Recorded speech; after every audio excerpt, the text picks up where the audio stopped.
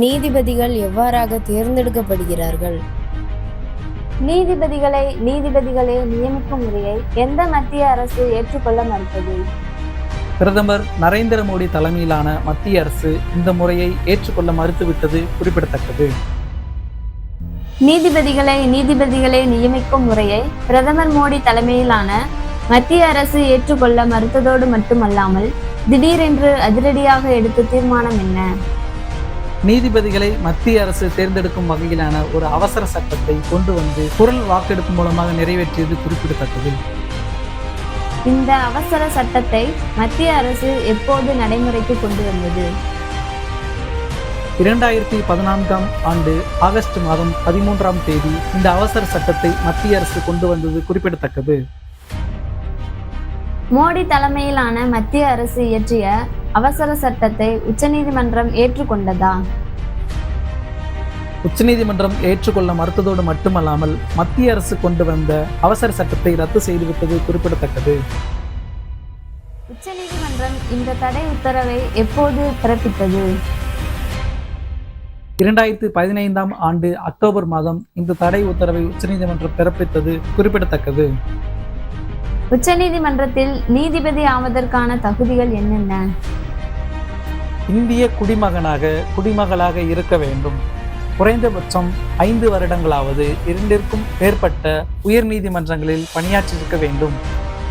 1க்கும் மேற்பட்ட உயர் நீதிமன்றங்களில் குறைந்தபட்சம் 10 வருடங்களாவது வழக்குரைஞராக பணியாற்றியிருக்க வேண்டும்.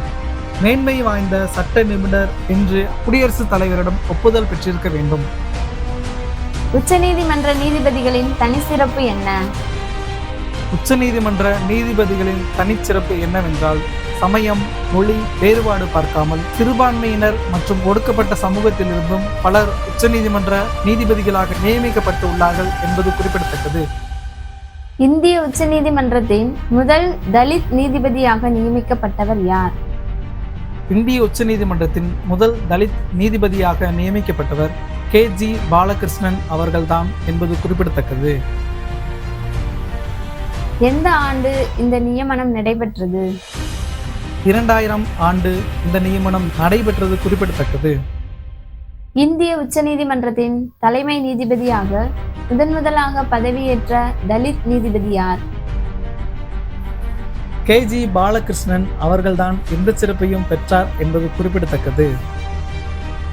எந்த ஆண்டு இந்த நியமனம் நடைபெற்றது? 2007ஆம் ஆண்டு இந்த நியமனம் நடைபெற்றது குறிப்பிடத்தக்கது. இந்திய உச்சநீதிமன்றத்தில் தலைமை நீதிபதியாக பதவி வகிக்காமலேயே இந்திய சட்ட ஆணைய தலைவர்களாக நியமிக்கப்பட்டவர்கள் யார் யார்? PP ஜீவன் ரெட்டி மற்றும் AR லட்சுமணன் ஆகியோர்தான் இந்திய உச்சநீதிமன்றத்தில் தலைமை நீதிபதியாக பதவி வகிக்காமலேயே இந்திய சட்ட ஆணைய தலைவர்களாக இவர்கள் நியமிக்கப்பட்டார்கள் என்பது குறிப்பிடத்தக்கது. இந்திய அரசின் தலைமை வழக்கறிஞர் எவ்வாறாக அழைக்கப்படுகிறார்? அட்டர்னி ஜெனரல் ஆஃப் இந்தியா என்ற பெயரில் இவர் அழைக்கப்படுகிறார் என்பது குறிப்பிடத்தக்கது. இந்திய அரசின் தலைமை வழக்கறிஞர் யாரால் நியமிக்கப்படுகிறார்? இவர் இந்திய குடியரசுத் தலைவரால் நியமிக்கப்படுகிறார் என்பது குறிப்பிடத்தக்கது. எந்த சட்டப்பிரிவின் கீழாக இந்த நியமனம் செய்யப்படுகிறது? இந்திய அரசியலமைப்பு சட்ட விதி 76(1) படி இந்த நியமனம் செய்யப்படுகிறது குறிப்பிடத்தக்கது. இந்திய அரசியலமைப்பு சட்ட விதி 76(1) என்ன கூறப்பட்டுள்ளது? உச்சநீதிமன்றத்திற்கு நீதிபதியாக நியமிக்க தகுதியுடைய ஒருவரை குடியரசுத் தலைவர் பதவியை அமர்த்தலாம் என்று இந்திய அரசியலமைப்பு சாசனம் 76(1) கூறப்பட்டு உள்ளது குறிப்பிடத்தக்கது.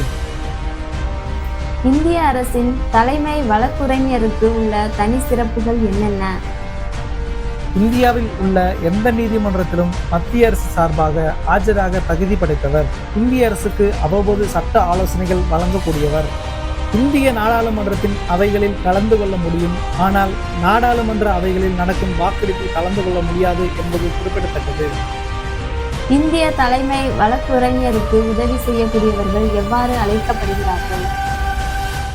நடுவண் அரசு வழக்குரைஞர், சொலிசிட்டர் ஜெனரல் மற்றும் நடுவண் அரசு கூடுதல் வழக்குரைஞர், அடிஷனல் சொலிசிட்டர் ஜெனரல் உட்பட 4 பேர் தலைமை வழக்குரைஞருக்கு உதவியாளராக செயல்படுவார்கள் என்பது குறிப்பிடத்தக்கது.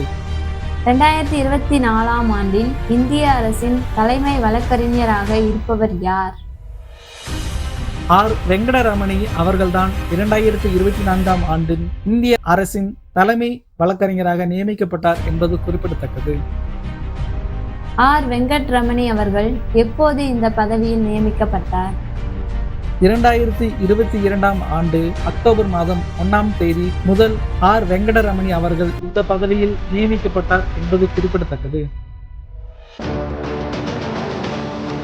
இன்றைய சட்டமொழி: குணத்தில் மிக உயர்ந்தவனும் அடிமட்டத்தில் இருப்பவனும் மாறவே மாட்டார்கள். கான்ஃபூசியஸ்.